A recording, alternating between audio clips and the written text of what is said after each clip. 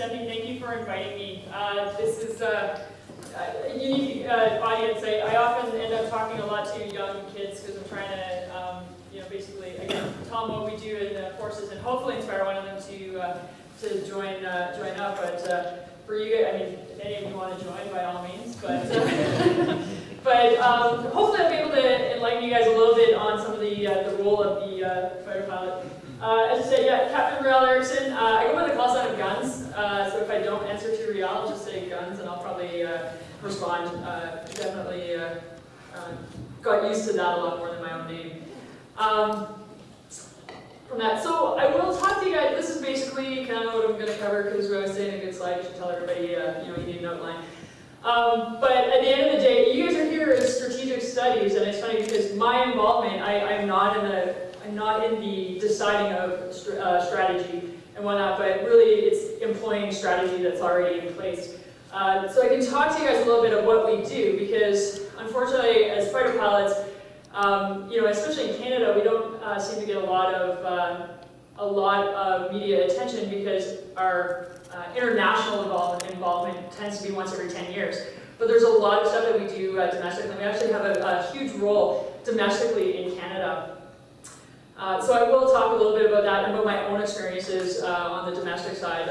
Unfortunately, I fit in between our 10-year conflicts when I was on squadron, so I didn't get to head overseas. But I did have a lot of interesting experiences on squadron. So I'll start a little bit. You guys got a bit of my background. But really, this is a big, giant list of basically places I've been. But really, at the end of the day, it's how did I get here? I was not the typical fighter pilot growing up that, watched Top Gun and was like, wow, that's really cool, that's all I ever want to do. I had seen Top Gun and I thought it was a great movie. My military experience was quite limited. Growing up, I was more concerned with playing sports and going around doing all the fun stuff that teenagers do. I was not in Air Cadets, I was not in all the typical stuff you see military people that eventually join. The only person in my family that was in the military was my Uncle David, who did happen to be a CF-18 fighter pilot, which might have a little bit of the reason I'm here. But when I got to high school, I was looking around going, oh, right, I have to decide what I want to do with my life. So I'm still doing that. I think, I don't know what I'm going to do when I grow up, because right now I get to be a kid forever, it feels like. I decided I would join the military. I would go to the Royal Military College of Canada because they were going to pay for my education and guarantee me 5 years of work after that, so that seemed like a great idea. But while I was there, I had to pick a job. And I looked at my Uncle David, and he had really cool stories. I'll mention a couple of them later. So I was like, well, he seemed to have a lot of fun. It was all he ever talked about at the dinner table with his families. I said, okay, well, let's give this flying gig a go. And started out, on this tiny little aircraft. It was okay. It was like flying a lawnmower. But as I got through my training, the planes got bigger, the tactics got more exciting, the plane did more stuff. You were hurtling through the sky, at Mach 1 with your hair on fire. And that's when I really fell in love with the job, and I really started seeing that it was cool, the stuff that we were doing for our country. So then I traveled to all those places, yep. At least that's where my postings were. But I'll talk a little about what I did as I got there. Right now, I actually have the joy, I've headed back to Moose Jaw, Saskatchewan, which is really where the basic flying training is. And it is really cool being there, seeing all the young kids again, who just, so much enthusiasm, and talking to them and seeing exactly, for them, like a lot of them, it is their entire dream. Like all they've ever wanted to do is be a fighter pilot. It's a little bit weird that a lot of them talk about seeing me on Jetstream when they were like in junior high. It starts making me feel very old. But to see that kind of enthusiasm, it's refreshing for sure. So the Royal Canadian Air Force, we are now called the Royal Canadian Air Force. That's one of the big things. Really, at the end of the day, it's about air power for us. It's having that long reach, that the fast response time, and being able to deliver a large range of effects. the air power nowadays seems to be important. It's not the only part of any military strategy. There's a lot of stuff, when you get into the trying to do the smaller cleanup work, but without air superiority, you're in a fair amount of trouble. So that's really what the Air Force is there to do. We have a number of different platforms that we fly, but really all these different roles are there. Fighters, it's totally my choice to put at the top of the list because that's my world, but they're here to ensure the control of essential airspace and deny opponents that use of that airspace. Canada's airspace, or be it overseas as well. And the only aircraft that we have in a fighter role is the CF-18, in Canada anyway. For the other aircraft that we have, we've got the SAR, Search and Rescue. They're there to support the national search and rescue objectives, so preventing loss of life through their search and rescue alerting, responding, and aiding activities. The one thing that is, it is not one of the primary mandates of here. It is a support role. We help out because at the same time too, what we do is the guys actually in their search and rescue actually do it to support us as well. We have search and rescue people available to help. Even the fighter pilots that are located up in Cold Lake, should we end up even in domestic, on a domestic mission, having to eject from our aircraft, they're the guys that come and get us. But in that, being ready for that, they're completely, that is their second half is to help the national SAR role. We've got the Buffalo, Twin Otter, Herc, Cormorant, and Griffin all working in those roles. On the transport side, that's just your airlift for operations. So transporting personnel and material. They've got the Buffalo, the Herc, the Twin Otter. Some of those obviously have dual roles in there. Challenger, Polaris, and most recently our requirement there was the Globemaster. That one was a huge one for us because as Canada, we used to hitchhike to the war. It was like, hey, who's got a plane that can take all our people and whatnot there? Or, we stuck like this tiny little group on a Herc and disassembled aircraft to basically nuts and bolts and then tried to reassemble them on the other end. So that, even most recently in the Philippines, that's a huge advantage for us to be able to stick 3 Griffins and 300 people onto an aircraft and one hop, and for it to be us that are able to take our own guys. Doesn't mean that we don't still work with a lot of the other countries to get our guys over there, but it's nice to be able to be a little bit more self-sufficient in that area.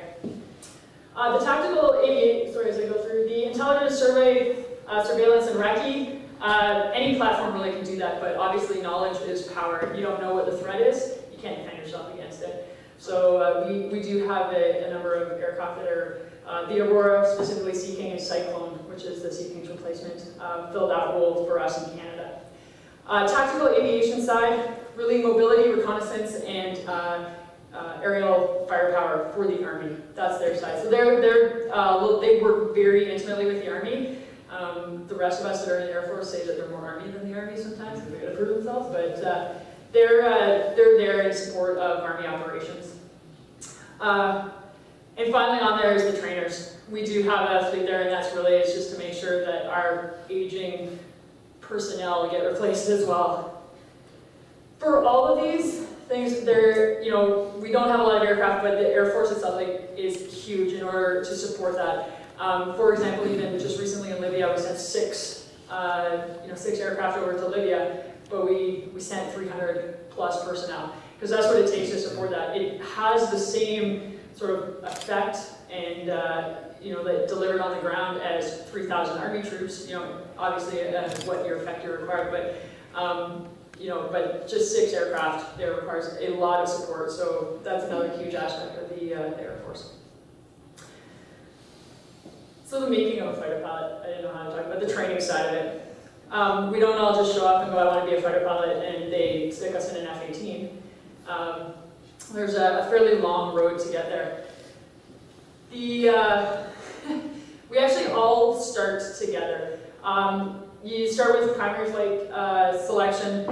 There's a whole bunch of selection before you even come in to begin with,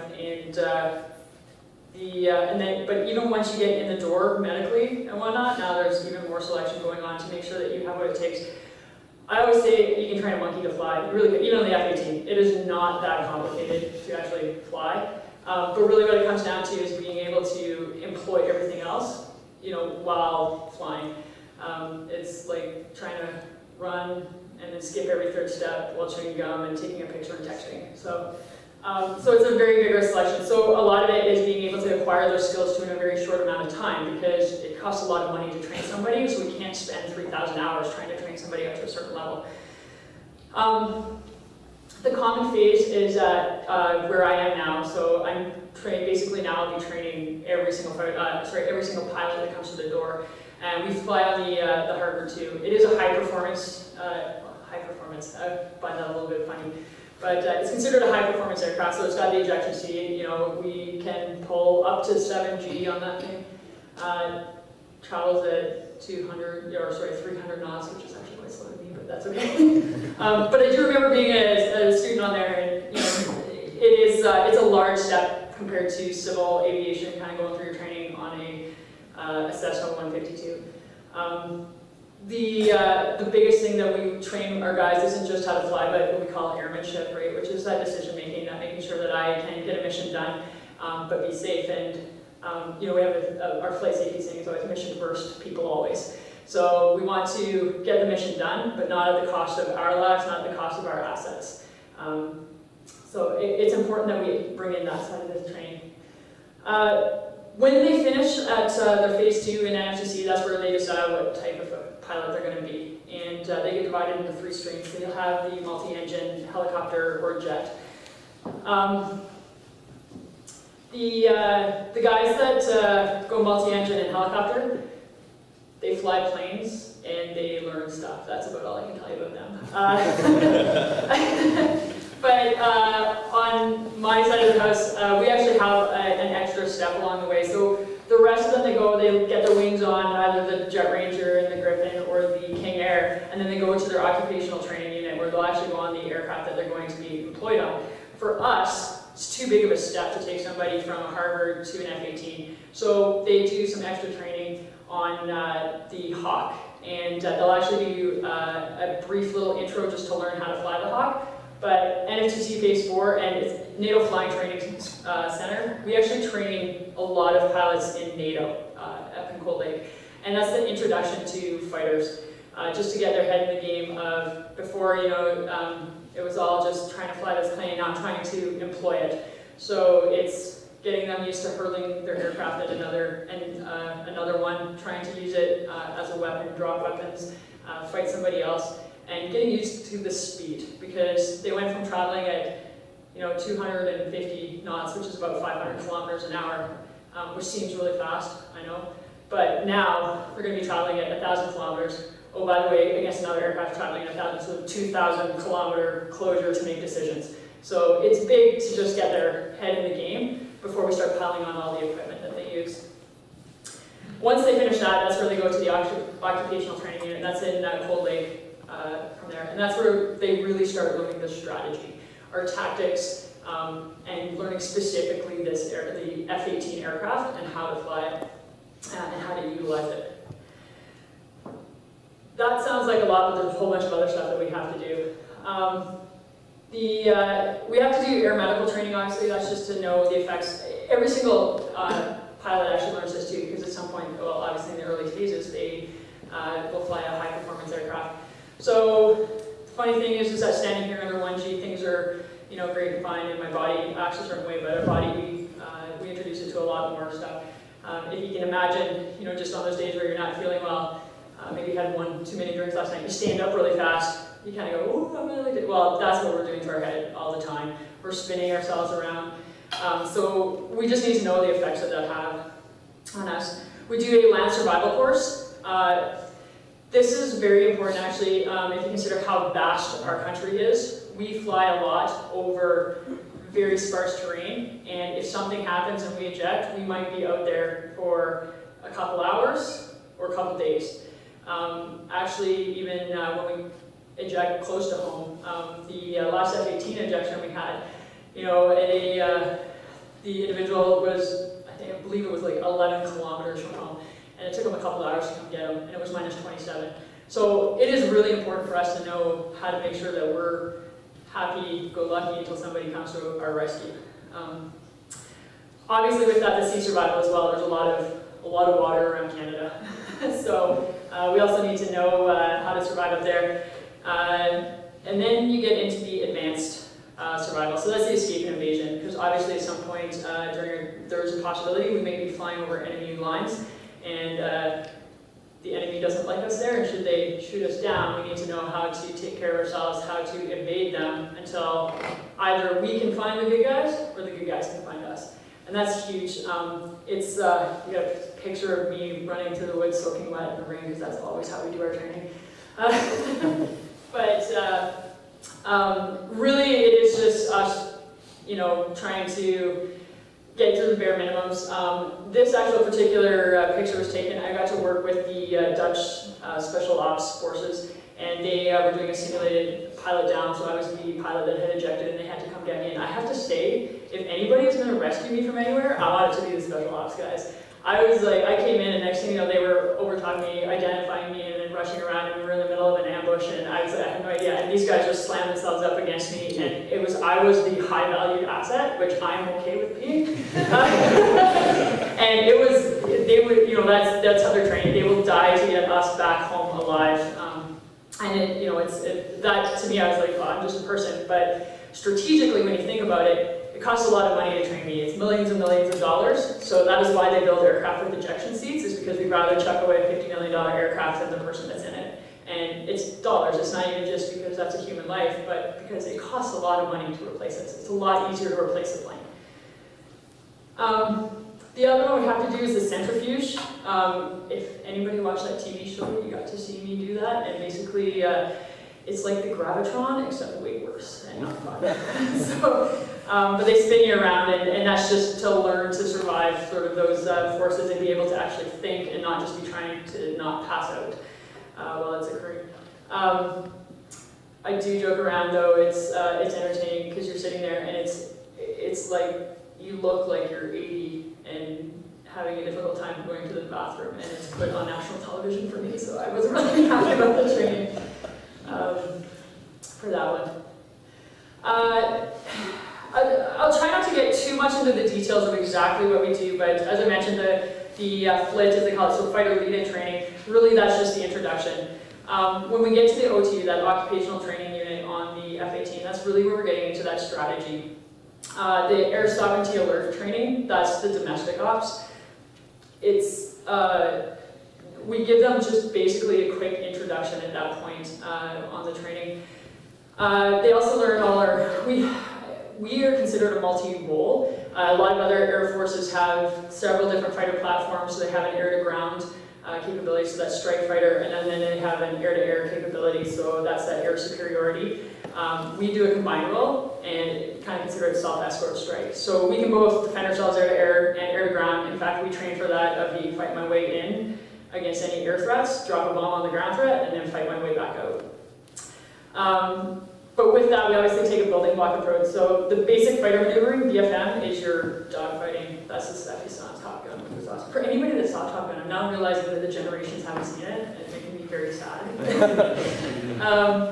But it is the dogfighting, that 1v1. It's the stuff that you see us all at the bar with our hands out, going, there I was, trying to describe some fight. From that, we'll step to air combat maneuvering, because in the fighter pilot world, we always say if you've entered a fair fight, you did not plan properly. So we like to gang up on our enemy. So that's that 2 aircraft and working together to fight one enemy without crashing into each other as well, because that's a high risk. Then you get to the air combat tactics. So it's always this that stepping back approach, which is, okay, there's the bad guys over there, we're gonna throw rocks at them from a distance before we go in for the fist fight. So that's that we call beyond visual range, where you got them on the radar. We're going to, throw some missiles at them first, try and, exactly like I said, make it a non-fair fight on our side. So we'll get rid of a few of them, and then we'll go head to head. Then we get to the air-to-ground. Air-to-ground, you have air interdiction, that's like Libya, the dropping the bombs on a target of some sort, so a strategic target. The close air support is probably one of the biggest ones nowadays. That is an integration with the Army. So for us, when the Army guys are with that air superiority, when you have guys on the ground who are in what we call a TIG, like put troops in contact. So they are now pinned down by an enemy force. If we have air superiority, they can call us, and we come in, and we go, hey, where are they? They tell us, and so we are able to suppress that enemy either with bombs or bullets while the guys get out of there. And that's huge for us, especially in Afghanistan, that was huge, so we train with that. But the thing with that is that we're flying up at 20,000 feet, you know, guy on the ground's trying to describe to us where the enemy is, and they go, well, he's behind a building. You're like, what? I see 3 cities from here. I have no idea. So a lot of integration goes on for them to be able to understand. So for us to speak their talk, because we don't all talk the same, and them to speak our talk of what, and know what we see so that we can make it happen in a very, very short period of time. That really on the squadron, or sorry, on the training units, they just get a brief introduction to that, and then we hone their skills when they get to the squadron. So really the training, when it comes to fighter pilot, it never stops. They get on the squadron and they just start doing upgrade programs. So they start doing a combat ready upgrade. So now all of a sudden it's like, hey, here's all this stuff, but now we're gonna make it tougher, we're gonna make it harder, we're gonna bring it at you, we're gonna yell at you and all the others. Once they finish that though, now they get another level of responsibility. So really as a, you said combat ready upgrade, you're a wingman. We never go out the door just one aircraft, we are always 2 or more. So as a wingman, you're like, hey, there's that guy, I'm gonna hold his hand till I get somewhere, and then maybe I'll do my stuff and I'm going to hold his hand back. Now as a lead, so our element lead upgrade, you have one guy, you're going to take that one guy's hand, hold his hand out to the bad guy land, hold his hand back. And then you have the section lead upgrade. I have 3 other guys, I'm going to hold their hands. And we go all the way up into package commanders, where now you got one guy who's in charge of every air asset out there. And that's one of the fighter pilot roles that we have, is it's generally always a fighter guy that is the sort of the command force. You know, if you were an army unit, that's your troop commander, you know, with everything. Well, that's what we have in the air. We actually do have that. So we train them. And how do we do that? Well, we certainly know that we don't have enough assets to train for a gigantic war. So we hold exercises. And it's also because that's how we don't fight wars by ourselves anymore. We fight them with everybody else. So the idea with the different exercises is to kind of get used to operating in what we call combined, so with multinational. We work with the Americans, the French, the British, the Australians, the Brazilian. We work with many, many different nations. And we need to know how to speak with each other, how to work with each other, and how to train with each other. So that's what we do on a regular basis. We also do joint, so, and that's combining that Army, Air Force, Navy. And again, learning Army speak versus Navy speak versus Air Force speak, and because that's how wars are fought nowadays. You don't just send the Air Force in, you don't just send the Navy in, you send in everybody. And we all have very specific roles, we all have certain things that we can achieve, and we do it better when we work together. There's a few examples of some of the exercises there. Maple Flag is one of the biggest exercises that we host in Canada. It's an unclassified exercise, and it's a great opportunity for bringing in when you got a brand new nation or ally and stuff, and you're bringing them in and stuff, but you don't want to share every single detail of everything. That's where we'll integrate. And it's great because it's a chance for us to launch 100 aircraft, which in Canada we can't do, against another 50 aircraft, and we get to see if our tactics work. And it's great. That exercise has hugely evolved over the years to start incorporating the Army and the Navy, and we start, you know, putting troops on the ground. Okay, now we gotta get a down pilot out. You know, all those types of exercises. So it's really starting to evolve, which is great. RIMPAC is one that we actually are able to use the Navy. That takes place out in Hawaii, and there's nothing wrong with an exercise being in Hawaii. But so that's a chance, because obviously in Cold Lake, where we hold Maple Flag, it's really tough to get the Navy involved, being in the middle of Alberta. But we get them what we call notionally involved, where they sit in a room and they're like, okay, I'm going to pretend to bring my boat out, because they get mad when we call it a boat. But it's like a ship. When, you know, they do stuff notionally. So yeah, RIMPAC is great for us, and it's also a chance for us to actually drop weapons on actual Navy targets, because that's part of it as well. Red Flag North was we have Red Flag South and North, and it's great thing about those is now we're getting into where it's a little bit generally just the US for the most part, but it's a chance for us to really get down, because that's one of our closest allies. We do most of our work with them, and we can get into the more classified type stuff, which is really cool, because you see a lot of stuff that is amazing, which I can't talk about. No. Because we do all this training, but why? This is really probably the biggest part of it. Fighter pilot actually has a lot of roles, and you'll see, yeah, in their defense of Canadian interests abroad, it's really third on the priority list. The first two are probably our biggest role, and we actually do those 24/7. Defense of Canada, Defense of North America. Just to talk first about the defense of Canadian interests abroad, unfortunately I haven't been involved in any of these ops myself. As I said, they tend to happen once every 10 years for the most part. And I missed Libya by I think about 3 months, so it's a little disappointing. But really, the Gulf War, as I said, that was an air campaign project. That was about air superiority, so we had an air-to-air role in that area. And that's actually my uncle David, who, you know, a little bit of my inspiration, my story. He actually was in that Gulf War, and he was involved in disabling and shooting down an Iraqi gunboat. He was the first Canadian to fire shots in anger since the Korean War. So that was kind of a neat bit of history, and again, one of my first exposures to it. Kosovo was probably our last one before Libya, where we were involved in an air role. As I said, in there we did a strike role, so we were dropping bombs on targets, on deemed targets. Afghanistan is in there, but that was a unique one for us because we did not ourselves have air assets over there in terms of fighters. We did have Chinook and Griffins over there, but us as fighter pilots were not doing a job in the air. Now that being said, we had a lot of fighter pilots over there.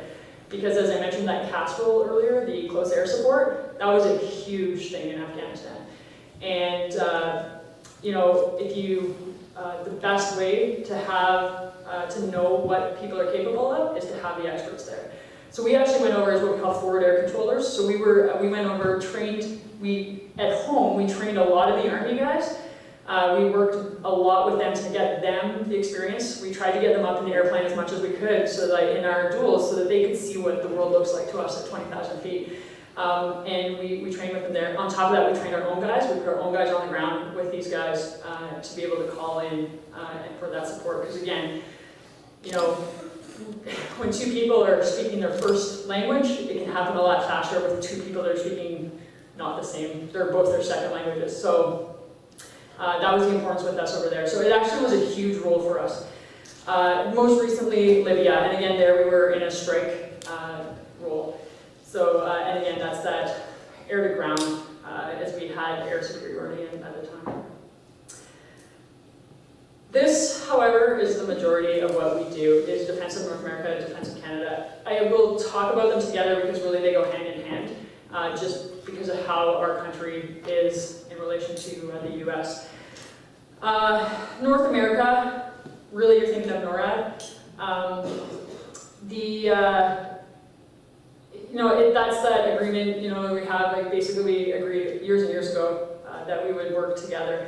And really even our Canadian ops is done through NORAD, just our Canadian sovereignty type ops. We do it under NORAD because that's sort of how we host everything. But we'll call them NORAD missions, but really at the end of the day, that's just, it becomes a bit of a nomenclature because we are defending our own territory, but we're working with them. Obviously with Canada, it's that sovereignty, defense, homeland security, and domestic contingency ops, and I'll talk a little bit about my experience with these things. I am sure all of you guys know about NORAD. But the big thing with this, obviously, the renewal of the agreement in 2006, and I'll just mention, the significance of that. Yes, but overall their mission is identification, warning, surveillance, and control. NORAD itself, the head of NORAD is located in Colorado Springs. However, there's 3 regions kind of beyond that. All right, so you got Alaska, Canada, and the continental US. CANAR, as we call it, which is the Canadian NORAD side, is located in Winnipeg. And really, if you think about that, that's the head of the, the head of the brain, I guess, as you say, of our operations, is in Winnipeg. But the arms as I say, are located in Four Wing, Cold Lake, and Bagotville. From there, I always said, like, us as fire guys, we're the pointy end of the stick. You got your sword, like, that's a part of there is where we are. So we're not making the decisions necessarily, but that pointy end, we can move it to what we call forward operating locations, or deployed operating bases. So it gives us, like, if we need to, we kind of have, okay, we have an idea that something's going on, we can kind of get a little bit closer to the action to reduce our response time. The significance of things there, post 9/11. We actually had not done a lot of this stuff prior to 9/11. We trained at it, we knew how to do it, but we didn't necessarily always have, people on duty. We put people on duty when we kind of realized there would be a threat. But since 9/11, we have multiple people on duty 24/7, 365 days a year.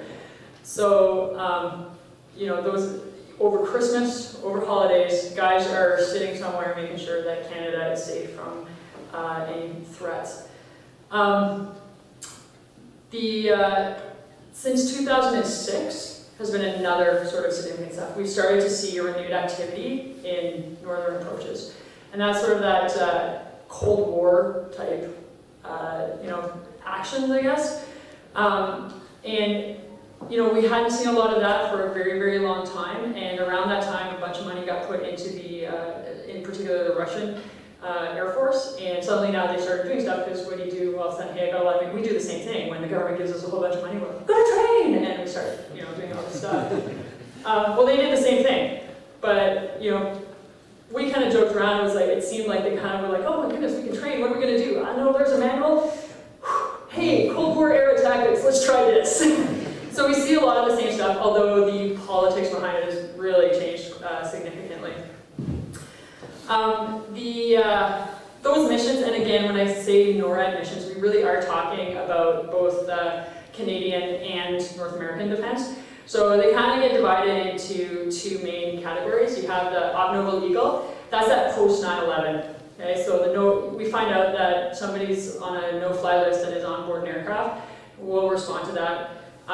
Suspected behavior. So if an airliner is flying across the country and stops talking all of a sudden, is no longer in contact or deviates from their flight path or anything like that, we're going to go and find out what is going on, because we don't want to see another 9/11. Same thing, or if we actually know that the plane has been hijacked, we're going to go and get involved. With that, I think that when I joined the military in '97, Canada hadn't really been involved in like a big war for a long time. So it was not something a lot of us joined not thinking that we would ever really truly see action. And then all of a sudden it's like, okay, hey, Afghanistan started up, and all of a sudden it's like, oh my goodness, this is real. Well, for the fighter pilot side of the house, when 9/11 happened, that was really real, because it really changed how we had to look at what that meant to us. When we all joined the military, you're thinking, okay, I've come to terms with the fact that I might be dropping bombs and killing bad guys. All of a sudden now 9/11 happened, and you had to think about the fact that you might be having to deal with the good guys as well.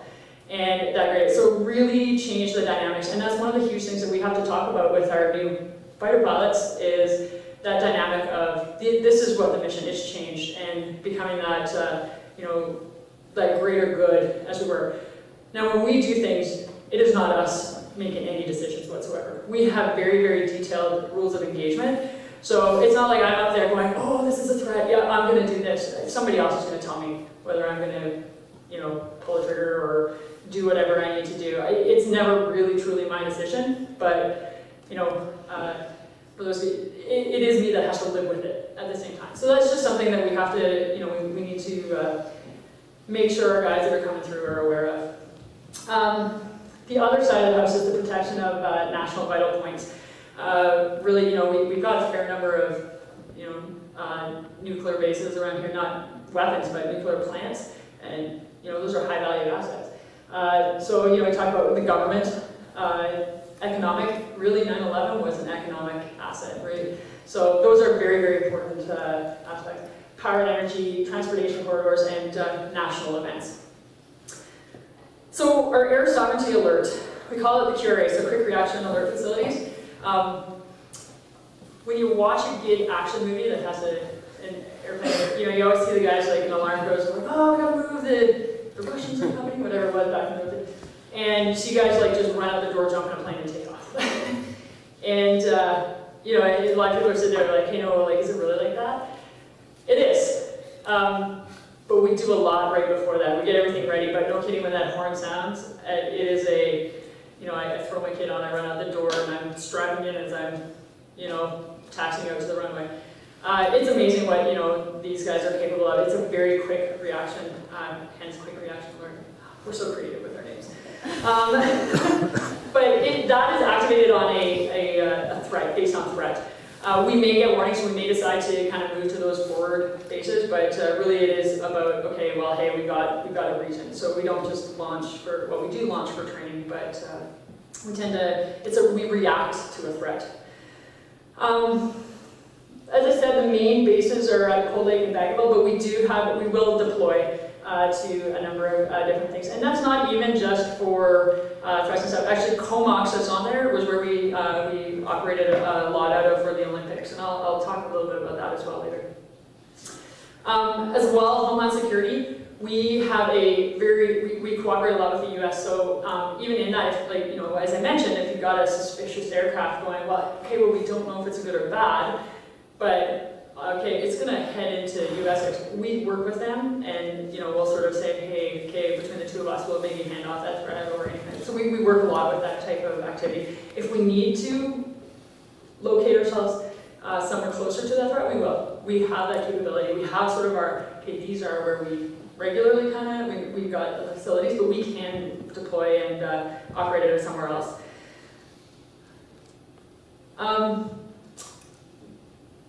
There's sort of the three topics here. Boise Ops, that's another role we do play with NORAD. Really, that's counter-drug. It's a very small role nowadays.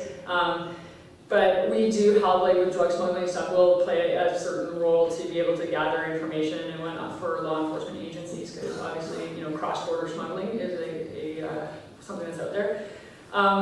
But the last two, as I said, are kind of our biggest ones. So with the Northern Sovereignty operations, that's really what we're trying. We're not going to go up and shoot down the Russians, or at least I don't think we are. But you know, what we do is we do send visibly armed assets. But as I said, the ROE, that's that rules of engagement, it's very restrained. We're there basically to show our presence. The national operation, those are those key events taking place in Canada. So for the Northern Sovereignty operations, I don't know if anybody's familiar with this picture at all.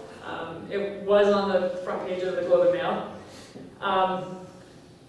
That's me in that aircraft there. This was, as you said, the first, apparently the first female fighter pilot to intercept, but this was it was the first intercept that we had also in 20 years in Canada. So this was when everything fired up all of a sudden, and we were like, wow, like this is happening again. Basically what happened, remember this slide, is Canada, actually there's the discussion of the North area. Canada recognizes basically the airspace north of us, right to the pole, as Canadian airspace. Not necessarily everybody sees things our way, but that's where we do. So now we do not consider that Canadian territory, so I will make the distinction with that. But basically we want to know about flights going through there. And basically on this day, a lot of these operations come down to grade 8 math, like a train leaves Memphis traveling at 80 kilometers an hour, and another train leaves Texas, like where do they meet? But we got some intelligence, we moved ourselves forward, but we kind of were like, okay, something's going on. We suspected, because we knew some money had gone up there, and it was like, all right, what are these guys doing? And sure enough, the Russians started flying through our airspace. It's the same tactics that we saw during the Cold War. Very, very similar, but the politics, as I said, behind it are different. It's not really so much about the long-range cruise missiles and the tensions between the U.S. and Russia anymore, but it really is coming down to sovereignty. It is a matter of that we recognize that you are coming close to our borders, and we want you to know that we're here. And I guess that's where you sit there is my job on the, hey, we're here. So we headed up, we pre-positioned in Inuvik at one point, and and that's where we launched out of. So yeah, this picture.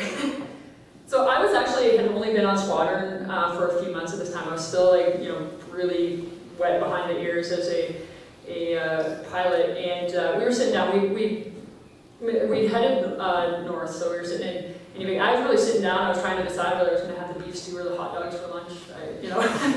As we're doing, I was sitting there, and all of a sudden, we start hearing some chatter and some stuff going on, and all of a sudden that horn went off. And I remember it very clearly because I was like, it was my very first sort of scramble. And I just went into my, okay, focus, I gotta do this stuff. So I go running out the door, and at the time, if you remember my bio picture, when we operate out of the north, you gotta wear like a whole bunch of stuff in case you end up swimming in the Arctic. So it's really tough to get on really fast. So I just went running down there, and I had it. I worked with the techs a lot, and I was like, hey, you guys need to help me. So I basically stood there, and they like just shoved me into the suit and were shaking me in and into my G-suit there, and I was like, ah! And I just, next thing I knew, I was like running up a ladder and starting an engine, and I was still kind of like, I don't really know what's going on. And one of the more senior pilots behind me was throwing cookies at me and water, and I was like, what? Why? Okay, and I just remember and at the time, because we hadn't really seen a lot of action in a very long time, I remember him saying to me, he's like, if you intercept a Russian, don't come back here. Because everybody wanted that experience. And I was like, we're not going to intercept, whatever. So, here I am, like, trying to start my engines and figure out where to hide the cookies. And we started taxiing, and we take off.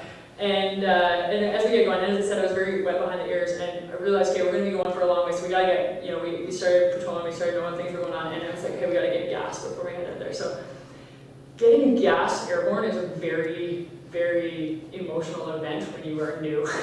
You've been trained your entire career to not hit something, and now you're trying to hit something as you're, putting the basket in there. And on top of that, if I don't get this gas, I'm like, well, I have the shame of having to walk back home, but I guess not really walk. But, we always make fun of everybody. But at the same time, I was like, oh, I really need this. I'm sitting over the Arctic, and if I run out of gas, I'm going to be, in a lot of trouble. So I was just, in all of this, I was just focusing on that, and I kept hearing chatter going on the radio stuff, here's all this stuff. And all of a sudden I hear the words commit. And I was like, are we gonna do something? And I was just absolutely shocked. And, as I came off the tanker and I was looking around and set my, and I was like, hey, there's my lead, I gotta follow him. And running around, and the next thing I know, I was like, I am staring at a gigantic bear bomber with a star on the tail. I was like, wow, I saw that in the movies. So, we were sitting up there, and we're literally, like, these were tactics that, we kind of practiced. And all I could think of was back during, like I said, this was my first scramble. And all I remember is being back in pilot training and us practicing this stuff. And somebody going, the next time you do this, you'll be over the Arctic, you could be over the Arctic with the Russians. And I was like, I hate when somebody else is right. So sure enough, there we were. This photo was huge for us to actually get this. As I said, it was the first time in 20 years. If you zoom right in, you can see my ponytail flailing out the back of this picture. And it was an amazing opportunity, and I'm so glad my lead got this picture because you can train me to fly a $50 million aircraft, but I can't use a camera to save my life. I remember landing, and the guys like going through my photos, and they're like, "Are you kidding me?" And I was like, "I don't know." I did flail around, and I eventually got something half decent, and but I was like, they train me. I'm like, I can fly a $50 million aircraft. Remember that chewing gum or texting at the same time? I was sitting there like, how do I do this? I'm like trying to fly and take this stupid picture, and thankfully my lead at the time had a heck of a lot more experience than I did, so he was able to take a much nicer photo. With that too, this becomes a little more of the funny side of the house is we got down and everybody knew, this was our first one in 20 years and first female to have done this. And when we go to operational events and stuff, on the side of planes when we drop bombs in theater or anything like that, we'll put like the bomb that was dropped on the side of the aircraft that drops it, and or any missiles that are fired. So the guys were, the techs who do the paint jobs on the side, I don't know where they get this paint from, apparently it's like home hardware. Because they went out, they got paint, because they were like, yeah, we're we're going to do this on the side of your aircraft. And it was really cool. And they told me too, they were like, we actually looked for paint. I was like, darn it, I really wanted that picture, yeah, so these operations though, since that time, seem to be happening more and more, and we don't hear about them a lot, but you know, it is very, very important for our operations. Further to that, those NORAD missions, the national operations, Vancouver was one of the last ones we did, those vital events. I had the opportunity to be stationed at a Comox myself, so we had a small contingent up there. Basically, during the Olympics, we drilled holes in the sky over the events, and for us, it was not the most exciting thing in the entire world, because literally you were just trying to stay in this little box, you know, not fly outside of it for 90% of it, and you know, we did actually have a half-decent view of the Olympics. I watched some of the ski jumping on my targeting pod. But it was amazing. We actually stationed out there. We trained for the year coming up. The amazing thing about this particular operation was one of the first times that we really, really worked with civilian side of the house. Normally when we do these types of operations, we have a military controller, an air weapons controller as we call it, is the one that is telling us where to go, who to commit on, and stuff like that. You know, and here, we work with the civilian side of the house. So it was, you know, the regular guys that, you know, direct aircraft around the skies were the guys that were talking to us and controlling us. Well, a lot of them have spent 25 years trying to keep aircraft apart, and now they're being told, no, you got to aim those two aircraft at each other. And I guess they did work with the air weapons controllers, because they're like, are you kidding me? Like, they're going to hit each other. He said, no, don't worry, they're fine. And, you know, it's the same, oh, they're like trying to kind of understand that when I want to, and it blew them away, the ability that our aircraft has, because they're used to seeing this blip going across the screen, okay, they give them a new thing, okay, turn around, and it does this big, wide path as it turns around. And for us, we'd be this blip, and go straight back, because we're so maneuverable. So, but it was really interesting working with them and seeing their progression, even being able to work with us in our capabilities. And they got very excited. Normally they're annoyed by us because we just go flailing through the sky like, everybody out of my way. And this time they were the ones going, go, flail through the sky. And so I think it was exciting for them.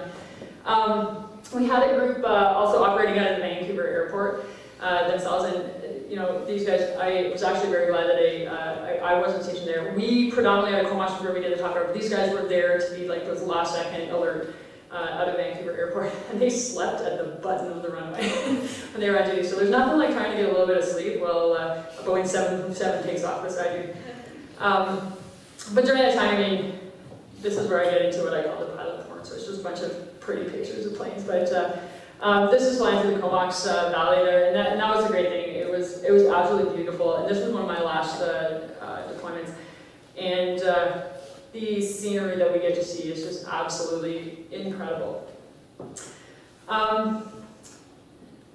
The opportunities, I mean, as a fighter guy, they're unique, that's for sure. I will talk a little bit about truly though, like, you know, at the end of the time, this is all like, oh, the operations, but I don't want to leave you guys walking away thinking that, you know, we are business a lot of the time, but there's the other side of the house as well. We take our pretty pictures and we have our pretty pictures taken. This is us on the jet stream. There was nothing like going through the most intense physically, mentally, and emotionally difficult training that I've had in my entire life, like 9 months with a camera in your face, knowing that every error was going to be put on national television. But that doesn't stop you. You know, so I was like, I never want to see a camera again. And then sure enough, shortly after, I was like, yeah, somebody take my picture.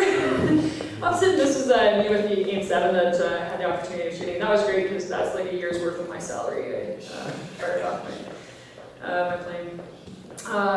It's all about the in-flight service. There's nothing like drilling a hole in the sky, even a cookie. We do get them once in a while. And on top of that, you know, and we do have a unique sense of humor, I'll say. When you sit around, you know, you're used to having your hair on fire all the time, and now you get trapped, you're like, okay, now I'm just waiting for something to happen. We get really bored.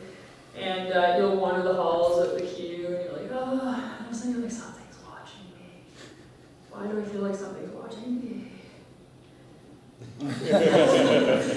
And guys get really bored, and this was, you know, we get a lot of boiled eggs, and suddenly you don't want to eat boiled eggs anymore, so you hide them everywhere with faces. There was like a Batman in the girls' bathroom. But on top of that, we also, we got the best seats at the air show. But the camaraderie that we have with everybody sitting around is absolutely unique, because it is such an absolutely unique environment. And I can't say, like, it has been an amazing career so far, and I'm excited about it. Wow, I talked for a long time. With that though, again, like if, it is, to me, we have a huge role that I don't think a lot of Canadians are aware of, and that's strategic. We are the pointy end of the stick, as we talk about, so hopefully you guys can understand a little bit more what we do. With that, I will totally take questions if you have any. Hopefully I'll be able to answer them.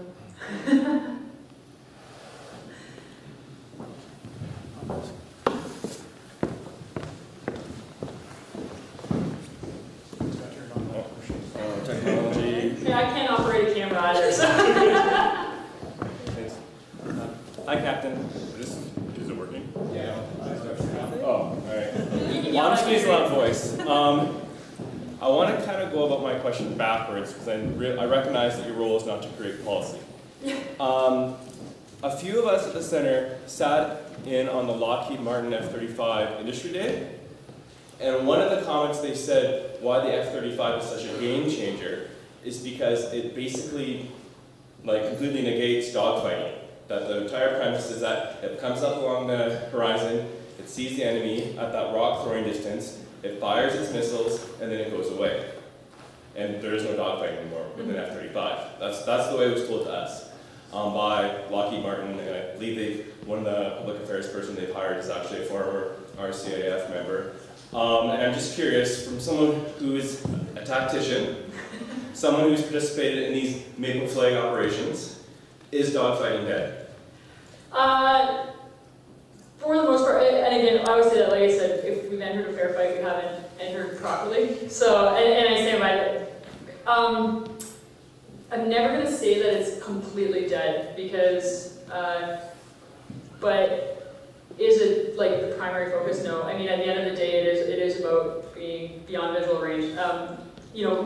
We train to the worst case scenario always, so that's where we are, and that's oh my gosh, I went in and I ran out of missiles, and I don't have any more rocks to throw, and my wingman just blew up, and so all I got left now is my fists. So, am I going to say that it's dead?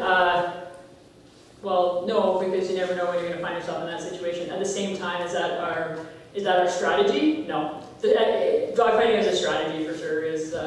That's not, we don't plan to go fisticuff for sure. Thank you very much.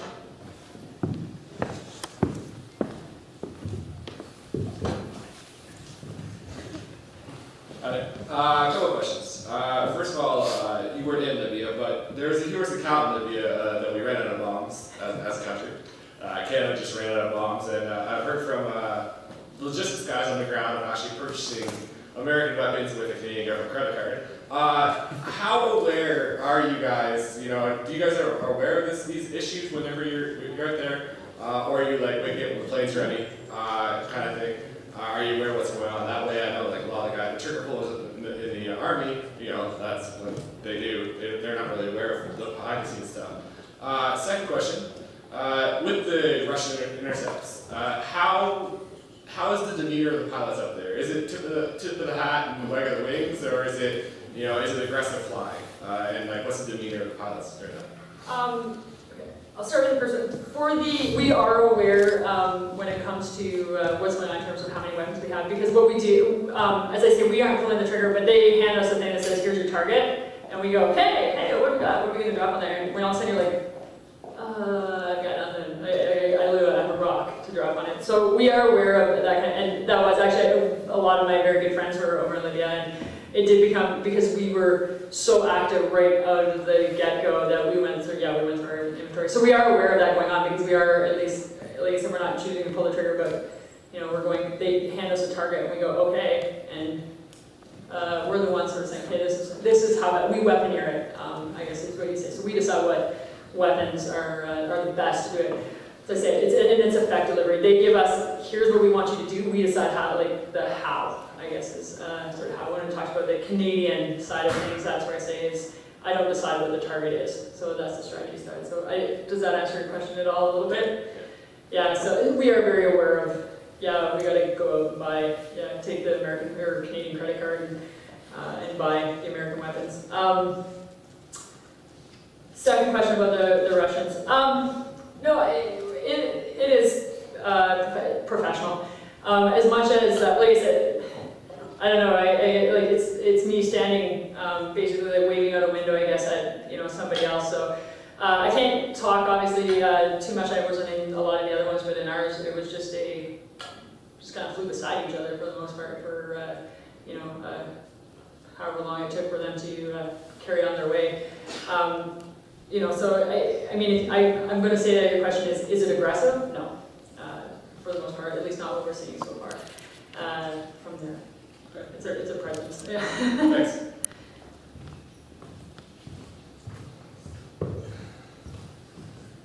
Good afternoon. In Afghanistan, we were operating unmanned vehicles. I'm wondering if you can comment on how we're integrating unmanned vehicles into the Royal Canadian Air Force.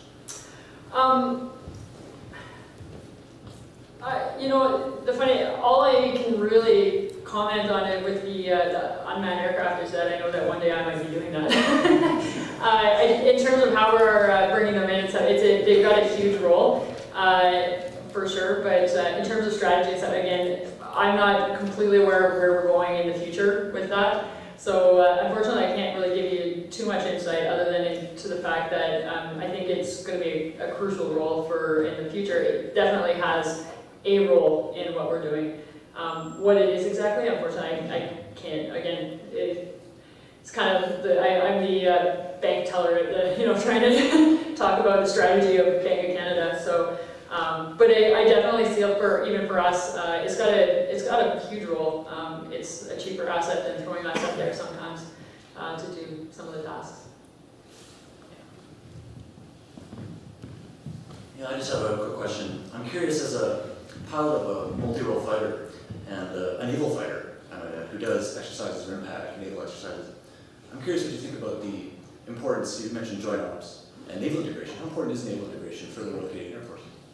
It's huge for us. When we did RIMPAC, people predominantly think of our controllers being people in the air, but RIMPAC, sometimes the guys that are, providing us the controller are guys off of a ship. So, I mean, it is very important.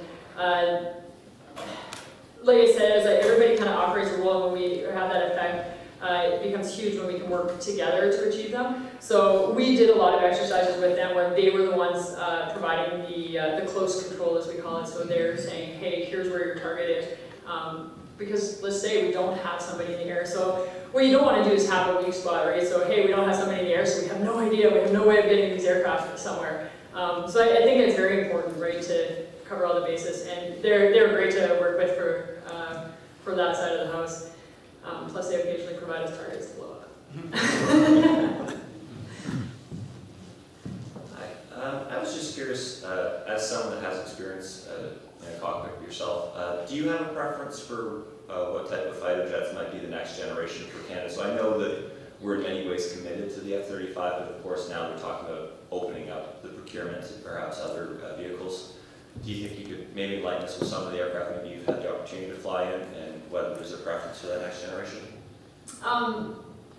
Again, I knew I was going to get this question because it's always the question, F-35 or Super Hornet? From if you want to talk like purely personal, at the end of the day, unfortunately, in my career, I probably won't get to fly either one of them, which breaks my heart a lot. And at the end of the day, I just care that I have a job, so if they buy me a new plane, I'll be happy. When it comes to, okay, what is the preference and stuff, again, it comes down to like our strategy, what we want to do. The only thing I can say is I guarantee that whatever we buy, we're going to have for the next 20 to 30 years. So, when it comes to, if you're asking a pilot, that's like asking a race car driver, okay, would you prefer a Volvo or a BMW? You're like, I don't know, or BMW or a Mercedes. I don't know. I want the one with the most toys. So, they have their advantages, disadvantages to both. I know that's very wishy-washy a question, answer to everything, but at the end of the day, what I'm going to say is that I really think what's more important is that we get the CF18 is like that we have now is not going to last forever. So if somebody asks me would I rather fly a desk or one of those aircraft, the answer is yes. Like I want to fly one of those aircraft, either one. And I think pretty much every fighter pilot would say that, at the end of the day.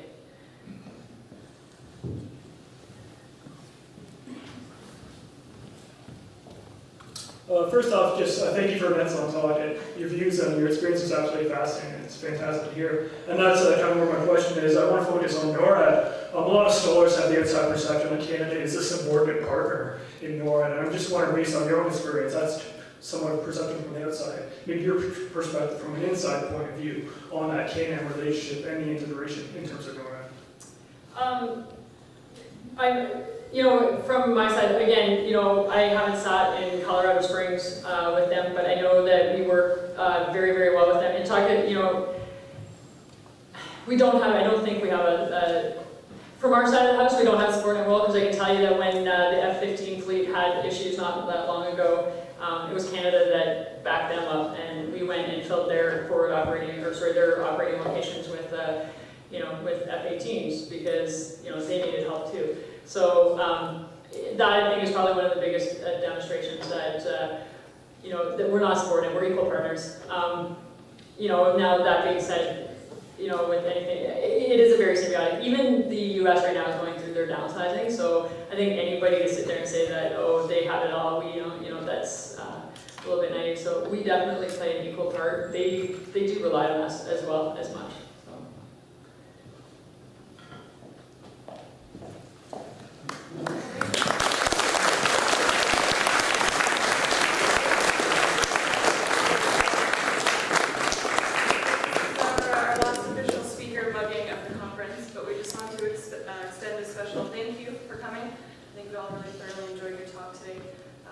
So much for joining us.